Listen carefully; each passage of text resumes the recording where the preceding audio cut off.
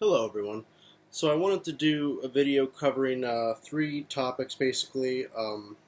There's a lot of upheaval and chaos, confusion in the world right now, multiple crises, and so I want to talk about schools reopening potentially and the COVID pandemic at large, and I guess try to give updates to all these things that I'm talking about.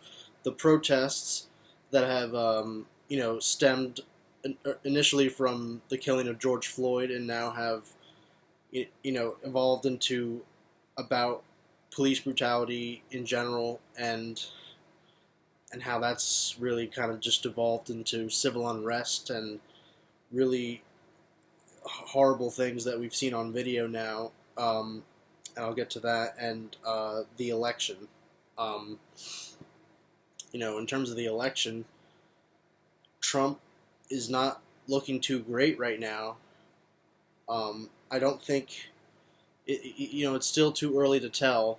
It's like a coin toss, I would say.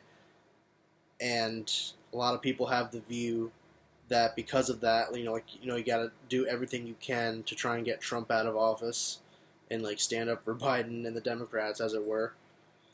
But without jumping too far ahead, yeah, I just want to put up front. I mean, if we're really trying to rate the Democrats objectively and just see are they doing a good job in trying to be in opposition, like a viable opposition that people will want to go for? The answer is no. They aren't. They're doing very bare minimum stuff, and they suck at even doing the bare minimum. They just do the window dressing and good talk, and when it comes to policy, they are nowhere to be found on anything. You'll find agreement with the Republicans, and it's that's propped up as if it's such a good thing that there's finding a consensus over things. But it's yeah, they're becoming half crazy. The Democrats are just basically a now moderate Republican Party, and I understand the whole argument about lesser evilism. It's been so talked about for years now, and I understand that entirely, and minimizing harm. I My position that I come from is that it is a poor strategy. It is not something that wins elections. So you need to have something that will actually inspire people. I think basically the point I've been making over the past few videos I've made is there is a strong anti-Trump sentiment, and the polls bear that out. Um, there's there's really basically a lack of trust in all of our institutions and in government because it's so corrupt, and we see that they only care about their special interests. The elite are just all kind of protecting their own interests, and they don't care about average working day people.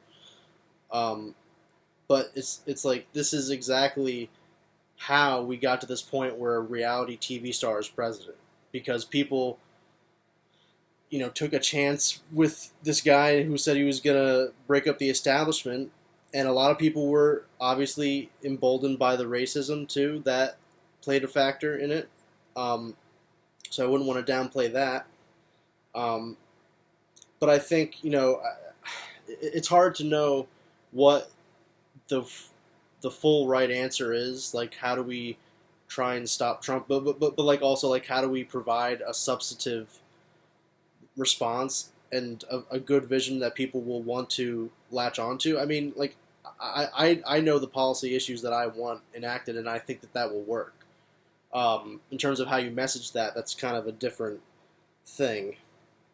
Um, so I was kind of getting off on a tangent there. Sorry about that. But so let's go to schools reopening, and I think it's just kind of a disaster zone because there's not really any specific guidance, advice, or any standards or protocols that people can use to determine whether it's appropriate to open or not. I mean, you have to listen to the scientists, And I think the science says that it's very dangerous to be considering kind of going back to normal. So we have to have a much stronger, just like we have to be more careful about what we're doing. And I think we should be setting up infrastructures to deal with these kind of calamities. We're like, we know that, at least for a lot of people across the country, you probably won't be able to go into physical school. So you have to have virtual, cyber school set up.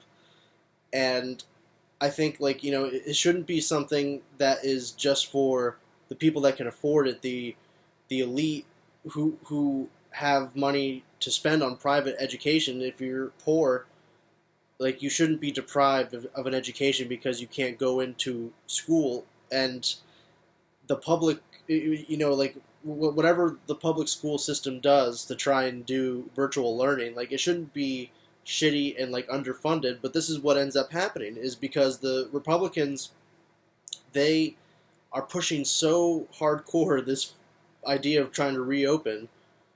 The Democrats aren't really they aren't fighting against the fight to reopen as much. I mean, like, they're just trying to kind of add more safety protocols. But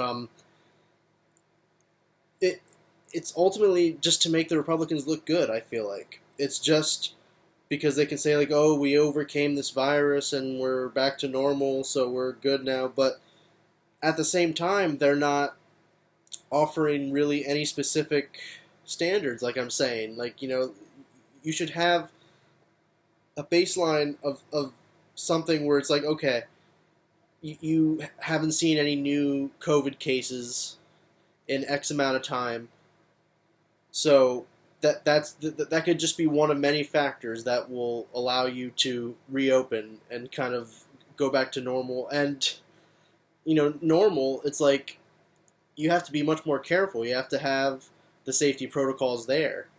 I just don't think that's enough. You need the leadership to be able to say, okay, is this even a good idea at all to try and go about reopening?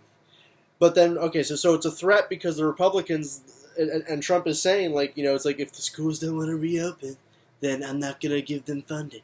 Which, first of all, I don't even know if he can do that, because it's probably through Congress, I'd have to imagine. Like funding, generally speaking, is all through Congress.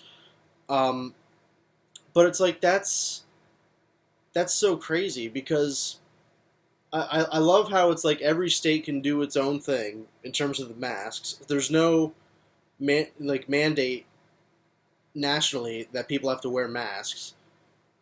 It's kind of whatever the states do, they do their own thing. And at the same time, like, if a state decides, I think it's not really the appropriate time to reopen, then they're not going to get help from the federal government. And as if that's going to help anything. Like, you need to have infrastructures in place. You need to have resources where they need to be. And it's bad enough as it is. Like public schools a lot of times can't get the resources they need, especially if they're in poor districts of the country. So, like, how are you gonna threaten them in that way? It's so transparent to me. It's just like you Trump and the Republicans want to look good because you're saying you're reopening the economy and things are back to normal, but you don't really know that it's a good time to be doing that. And I think the science says, honestly, like, we might need another lockdown, because we really didn't get a good handle on the virus to begin with. We had like a really kind of temporary shutdown for a few weeks, and things started to kind of gradually open up again. But again, like, every state was doing its own thing. Like, Florida is just like the epicenter of the whole world now for the virus, and we're seeing record amount of cases all over the place, and we have over like 100. I think the number may have been like around 140,000 deaths, something like that, but it's still going up. So, like, we haven't really had a handle on this virus yet, and we're considering going back to normal. So I think that is very dangerous. The Democrats should be honestly way more bold in what they're trying to do, and just they want to offer the unemployment extension, another stimulus. Like this is what they talk about. I like all these things because like again like they want these people to like go spend that money in the economy, the unemployment money that they're getting, you know. So it's all about keeping the economy afloat. And like I'm saying, like I don't. It's not that I'm against putting money in people's hands, but again, like if you're not doing anything to address the virus and try and get a handle on that and keep these terrible numbers from plaguing us. I mean, like with the death rate and how many people are getting infected, it's not looking good, to say the least. You know, I'm not a scientist, so I can't speak that much on it, but I just know that it's not looking good, and really, there's not a lot of federal leadership. Um, Betsy DeVos, like I've been saying this whole time, like when she went on CNN and was being pressed about it, it's like she's not offering anything specific for schools that they can do, like anything that would help them in any way. They don't want to do that because they don't want to be held responsible for what they're saying. Like oh, we're offering a specific solution to try and help combat the spread of COVID, or how can they the schools keep keep doing things in a safe way. They don't want to say anything specific because they know that they'll be held to that, and it's it's exactly what politicians do. They don't want to be held accountable for anything, so they basically like find a way to not take a position at all.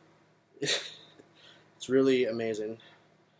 But okay, we'll go to the protests that are going on, and again, not getting better.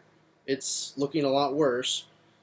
The brutality that I'm seeing is, to me, is just overkill, because we're looking at federal officers, whatever you want to call it. I call them stormtroopers because you know what? Like it looks like to me soldiers, like U.S. soldiers deployed on the streets of the United States.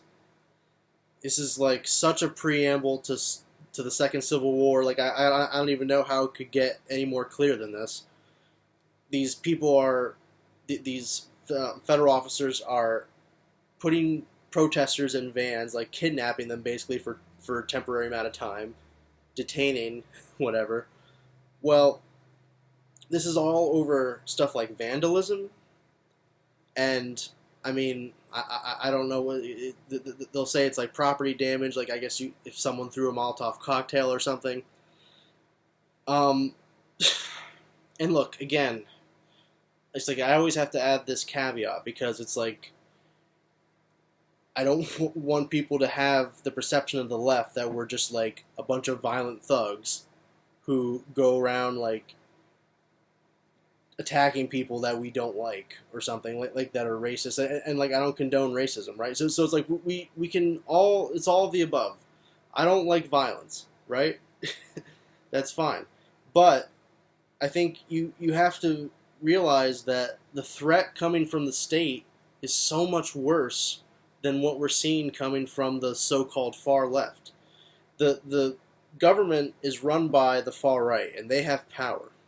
So when they go overkill mode, and you're going and freaking snatching people from the street because of graffiti, and then it becomes like a felony because you're doing whatever it is they're going to accuse you of. They're gonna really, you know, what's the word? Like put the hammer down. I don't know, but like they're really gonna go to town and try and get you for like the worst thing they could possibly imagine, basically, and just paint you as the worst person ever, legally speaking. Then that's probably going to disenfranchise that person as a voter. So in a way, this is voter suppression.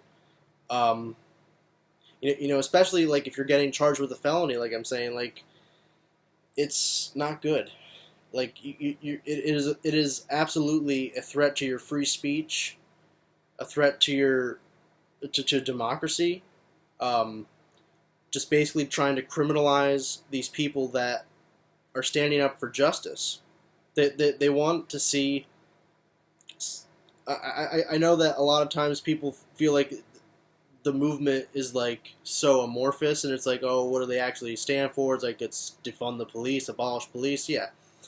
Well, without touching that real quick, like I think there's a lot of specific things that I'm sure many protesters out there would point to, and what I would point to, just to list a few things, is we need police reform, like new and stricter training standards, focus on de-escalation, ban chokeholds and no-knock arrests, mandatory body cams, end the drug war. I mean, our our country absolutely has systemic racism, and I feel like to deny that or in any way say that it's not an issue or that it's kind of like overhyped, because this is what a lot of people like Ben Shapiro say. It's like oh well, we're not systemically racist because I have not actually looked at history at all, and I have no idea that the Civil Rights Act has been gutted, and so it's just like and also if you look at like the fact that black people and white people use drugs at similar rates, and our criminal justice system comes down so much harder on black people, and they make up a larger proportion of our prisons. Like, this is about what communities are policed. So it's like you heavily police black communities, and you're treating them like criminals, essentially from birth. I mean, we normalize things in this country that, like, on the surface we say like, oh, we want to keep kids safe. Like in public schools, they have to a lot of times like go through metal detectors and get patted down if you're in a bad area. But it's just like you're basically treating kids like criminals, and I feel like it's like the good intentions behind that. Like, you want to keep people safe, I understand, but like, imagine what you're doing psychologically to those people. You're basically instilling in them that they're criminals. So that there's so many examples of systemic racism in this country, and you don't even have to go that far back into history. Like you can look at the fact that Joe Biden wrote the crime bill in the 90s, which caused a lot of our more recent iterations of systemic racism. With there's things like three strikes laws, and just like how it basically helped further the prison industrial complex, like prisoning for profit. This is what we've come to now, where it's prisons for profit, so you push as many people into that system as possible, and you get money. And so, like, it's ridiculous how our system works. It has nothing to do with actually trying to rehabilitate people. It's about punishment, and therefore, I mean, honestly, creating a cycle of crime. Like, it's like our recidivism rate, it would be called, people who come out of prison and then they go back. Like, it's terrible compared to other countries. So, and again, the drug war is systemically racist as well. It goes back to the Nixon administration, where they said they were trying to crack down on the hippie movement and the anti-war movement, and so they went after the drug users, and that was how they did that. It's not that much different from what's going on now. They're trying to go after these people and criminalize them so that they can't vote. So it's a very bad time in this country. It's just like the new 60s, honestly. We're seeing far-right fascism in full display. And so, again, I stand for nonviolence because I want people to view our movement as like the consistency of Martin Luther King, and he was anti-war and pro-peace. He was not even like for self-defense in a way, because like he wouldn't fight back against the police that were attacking him. And at the same time, it's like, I can't, if freaking cops are beating up on people, as I've seen countless times on video now. It's so brutal what's going on, and a lot of times these people, they're not the protesters are not doing anything wrong. Like, they're just speaking out, and then, like, I saw a Vietnam vet was speaking out, and then he just got maced. He wasn't doing anything that was going to harm anyone.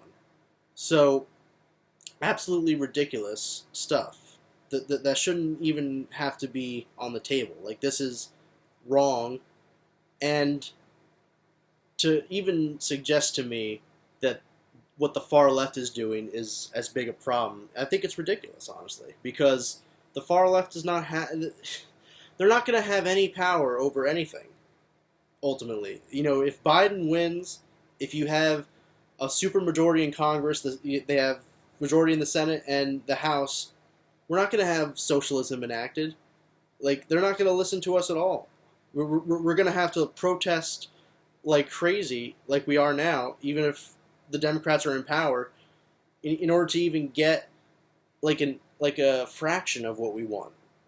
Okay, so, and yeah, it's just like I don't want to spend time on these things that ultimately have nothing to do with who holds the reins of power in this world, in this country, and how can you set the policy agenda. So, again, like, I'm for harm reduction. I'm for the Democrats. I just think that they are way too foolish, and again have this kind of massive ego that it's just like people will go to them because it's the only option they have. It's the Republicans and the Democrats, and like it doesn't matter what the Democrats do, it's the anti-Trump option, so that's what they'll go for. But enough of this scraping by with just doing the bare minimum. Like, do the work to actually get young people's vote.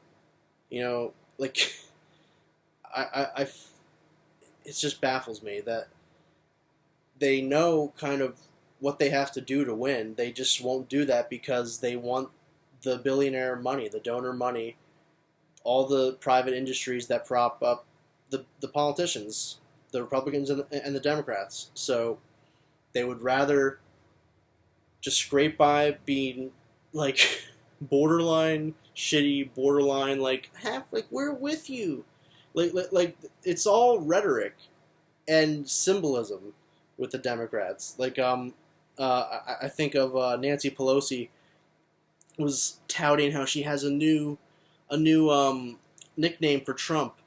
It's Mr. Make Matters Worse. Like, I don't care.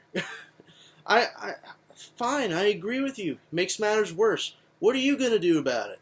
Like, this should be so simple stuff. But so let's go to the election now. It's a good transition. Trump just today threatens to postpone the election, and I guess it's because he's saying that there's problems with fraud in universal mail-in voting, is what he called it. I hadn't heard that phrase specifically until today, but he says it's different from absentee voting. Really?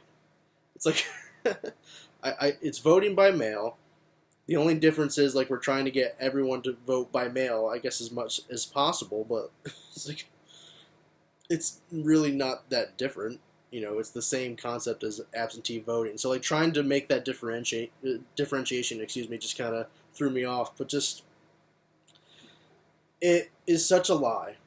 There's no actual proof of significant fraud of any kind. It's like, it doesn't come from mail-in voting. If anything, it's like all the laws of voter suppression they end up benefiting the Republicans. So it's like, it's crazy that they complain about the fraud.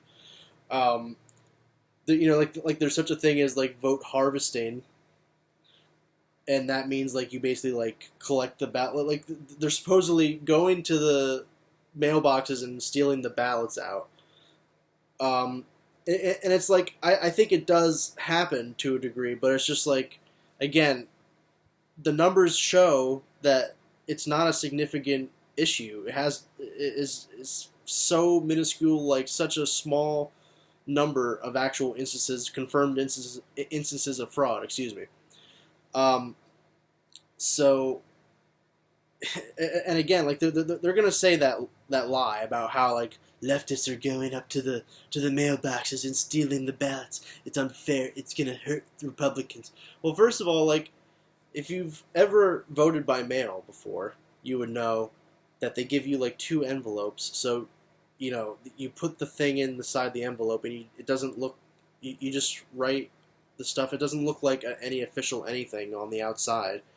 And second of all, like how are you gonna know whose house is who? Like unless like they could have signs outside their house, right? I guess like Trump supporters like to tout that they are racist or something, like right? But so like yeah, I guess you could know that way, but like how are you gonna know for each person like who's voting for who?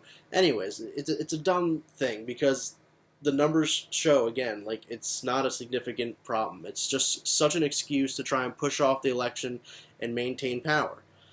Um, and it's just like I wish the Democrats and Biden were doing better. They basically are just trying to kind of stay out of the spotlight, and it's like they're letting Trump get like he looks really bad right now, and so they would rather just like not say anything specific and just let Trump kind of fizzle out on his own. Um, because I guess they know like Biden is not a good, strong candidate. Like he's not altogether with it. So if he were out there, consistently in the public, speaking, it would just be it would amount to nothing because he has no vision. It's like it's return to normal. It's you gotta just do everything. Like go back to a few years ago when Obama was president. It's like that's what I'm saying. Like the DNC just recently voted down a lot of key progressive issues like Medicare for all, legalizing marijuana. That's a terrible, terrible move. And like not that unexpected, of course. The DNC, like I always knew that they were kind of more centrist and that therefore more conservative than a lot of Democrats you would see in Congress. Even like like I'm not even just talking about AOC and that wing of the party more. Like there are kind of more centrist Democrat politicians that would be willing to kind of sign up for certain things like Medicare for all, and they've done so. Like a resolution or something comes up in the House, and it gets not enough support to really go forward, of course, but it gets a decent amount of support that's noticeable. And the DNC is just so out of touch. They're like the quintessential elite of the party, and outright rejecting ideas that are clearly popular. It's like even if you want to say that Medicare for all, legalizing marijuana, like even if you want to say these ideas are not popular in the country as a whole, I would disagree with that. Like the numbers show that that's not true. I think they are popular ideas, but within your own party, within the Democratic Party, that's a no-brainer. It's like this is what your base wants, and the idea that like Biden has nothing to lose. It's like my perspective is like I don't trust him with anything. If he were to come out, if Biden were to come out and say I'm for Medicare for all, I wouldn't believe him, but I would still give him credit because like that's the right thing to do, and it's how you can try and get more people to vote for you. So I would rather him lie. Yes. I mean, on one hand, it's good that he's like kind of upfront about his centrist tendencies, and he's like telling the truth, like he won't actually fight for that issue. But at the same time, like if you want to see Trump get out of office, like I don't see how you can just be like, oh, we shouldn't go for these popular ideas that people will clearly gravitate towards, especially like young people. So like, as I've said many times before, I'm getting worked up here, but older liberal voters and disenfranchised Republicans will go out for Biden, I think. Uh, and he's leading in the polls right now. That's probably because of that. If you want to get more young people to vote for you, then you've got to get on board with more progressive ideas. And it has nothing to do with like just being left wing or something like that. It has to do with things that will help bring about economic justice for everyday Americans. Um, for me, it's about trying to advance democracy because I believe in the democratic will of the people. So, and if you look at the polls again, like legalizing marijuana, it's not even close. Like a majority of the country supports that. Medicare for all, probably around the same deal, like something like 69%. So, you know, the Democrats are just dilly dallying. They would rather scrape by on the bare minimum and try and beat Trump that way. But I don't see how you can't call that just as reckless as like voting third party, because it's just like you're not doing what's necessary to try and get the voter base to come out and vote for you. like, uh, it's just such a mess. It's this empty promise of leadership. That's what they bring to the table, but it's just cliches all day long with the Democrats. It's nothing specific. It's the bare minimum, and a terrible bare minimum effort at that. and I just want to can't speak today. Reiterate again, Biden has a terrible record on a lot of different things, including criminal justice. He wrote the crime bill. He could lead on criminal justice, and it's like Trump will have his legislation or his actions on that he'll point to, but just Biden should be trying to outflank Trump in as many ways as possible. Try and be a populist. I mean, it's that's what you have to do. Like, we're not into corporatists thinking anymore, because we've seen how it's kind of just devolved now into disaster capitalism. We have to like bail out the stock market and like to the tune of trillions of dollars a day, like and try and like keep the economy afloat. This is what's happening when capitalism fails. Is like we're suddenly corporate socialism. And suddenly, like it's like yeah, it's like we get the crumbs, we get the unemployment to just actually go out and spend that money at the corporations, like at the businesses.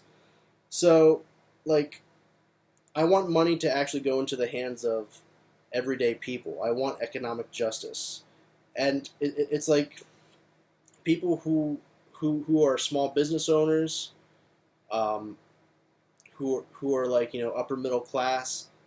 That it's not to say that they aren't struggling, but it's like I would want them to think about if things are bad for you as you say they are.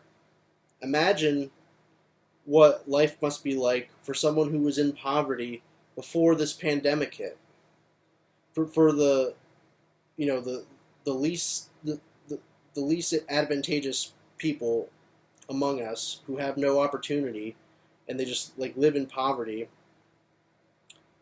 It I would argue our problems with inequality were so bad, like it was impossible to like do that personal responsibility gig that Ben Shapiro does and like pull yourself up by your bootstraps. Like you weren't able to do that before, and so you're like during a pandemic, this is a very dire matter. So again, like I just think we should be trying to help the most people possible, like average people in this country, and we bend over backwards to help the wealthy and the elite and bail them out. This is like the world that we live in, and I think it's all about priorities. Like just to bring it back to some other points I was saying, like it's it we could have a infrastructure for virtual online school if we wanted to do that. We can have an infrastructure for voting online. I mean, like, we can do everything online. We can do the sign up for your healthcare. You can do just about like your taxes, anything online. It's absolutely impossible to vote online, to have a safe way to vote online. I think it's ridiculous. It's about the priorities that our leadership is putting forward. And again, like, I just don't think the Democrats are being bold enough and being strong enough to fight against the Republicans. So it's just the way it is. I want to try and push them to be better, but I feel like they just ignore us, and they know what has to be done to try and attract these younger voters, but they would rather be comfortable, in a sense, with the donor money. That's what's their normal, is getting money from the elite. So they don't want to disrupt that. And it's just, we've got to think of more creative ways, I think, to push our leadership to respond to our bidding.